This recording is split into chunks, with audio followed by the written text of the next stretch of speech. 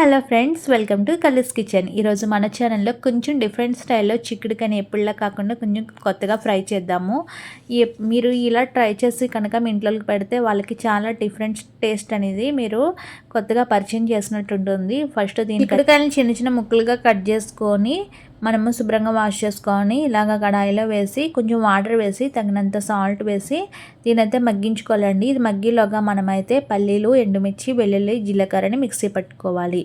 ఇలాగా దీంట్లోకి కొబ్బరి ముక్క ఉంటే కొబ్బరి ముక్క కూడా వేసుకోవచ్చండి, చిన్న కొబ్బరి ముక్క, ఇలా అయినా సరిపోతుంది. ఇప్పుడు దీన్ని అయితే మిక్సీ పట్టుకొని పక్కన పెట్టుకోవాలి. మనకి చిక్కుడుకాయ అనేది చాలా తొందరగా ఉడుకుతుంది అనుకోండి, కానీ అసలు ఉడకదండి. మనకి వాటర్ ఇంకిపోయిన వరకు దీన్ని అయితే మనం మొత్తం మగ్గించుకోవాలి. కొంచెం వాటర్ ఉన్నాక తీసేద్దామంటే కాదండి, లాస్ట్ వరకు దీన్ని మగ్గించుకుంటే చిక్కుడుకాయ అనేది చాలా మెత్తగా ఉడికి మనం తిన్నప్పుడు చాలా బాగుంటుంది, చాలా టేస్టీగా ఉంటుంది. ఇలా మూత పెట్టేసి దీన్ని అయితే మొత్తం ఉడకబెట్టేసుకోవాలి. ఇలా ఉడకబెట్టుకొని వండుకోవడం వల్ల మనకి చిక్కుడుకాయ ఫ్రై అనేది చాలా బాగుంటుందండి. మామూలు ఫ్రైల్లో కల్లా ఇలాగా ఉడకబెట్టుకుంటే బాగుంటుంది. ఇప్పుడు చిక్కుడుకాయ బాగా ఫ్రై అయిపోయింది కాబట్టి దీన్ని పక్క తీసేసుకుందాం. వాటర్ అంతా ఎవాపరేట్ అయిపోయింది. ఇప్పుడు ఇదే కడాయిలో మనము ఆయిల్ వేసి జీలకర్ర, ఆవాలు, అదేవిధంగా శనగపప్పు, సాయిమినపప్పు, పచ్చిమిర్చి, కాస్త ఎండుమిర్చి కూడా వేసుకోవచ్చండి, కరివేపాకు కూడా వేసుకొని దీన్ని అయితే ఫ్రై చేసుకోవాలి.